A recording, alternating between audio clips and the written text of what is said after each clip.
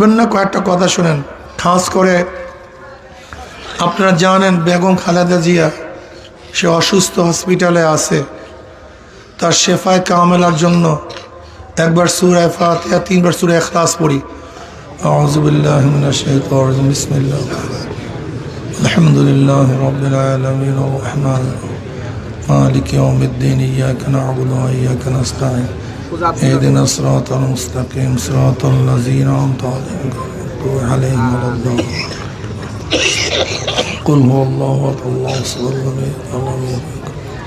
বিসমিল্লাহির রহমানির রহিম। কুল হুয়াল্লাহু আল্লাহু সামাদ লাম ইয়ালিদ ওয়া লাম ইউলাদ। বিসমিল্লাহির রহমানির রহিম। কুল হুয়াল্লাহু আল্লাহু সামাদ লাম ইয়ালিদ ওয়া লাম ইউলাদ। দোয়া আছে। আর খাস করে বেগম খালেদা জিয়ার জন্য আমরা সবাই দোয়া করি, আল্লাহুম্মা আমিন।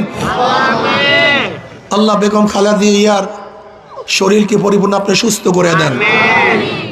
ইয়া আল্লাহ শেফায়ে কামেলা আজলা নসিব করেন। ইয়া আল্লাহ যাদের উসিলায় মাহফিল হইল, যারা মাহফিলের জন্য চেষ্টা করলো, খাটনি দিল, সাহায্য করলো, আমরা যারা মাহফিলে হাজির হলাম সবার খাস রহমত নাজিল করেন। আল্লাহ এই গোরস্থানে যারা শুয়ে আছে সমস্ত মুমিন মুত্তাকিনদের কবরে আযাবকে মাফ করে দেন। আল্লাহ যারা অসুস্থ আছে পরিপূর্ণ শেফায়ে কামেল আযাব থেকে হেফাজত করেন। আল্লাহ আপনার জমিনে আপনার হুকুমত, ইসলাম হুকুমত কায়েম করে দেন। আল্লাহ কমপক্ষে কপাল পোড়া মুসলমানের কলব ইসলামের দিকেই ঝুঁকায়া দেন।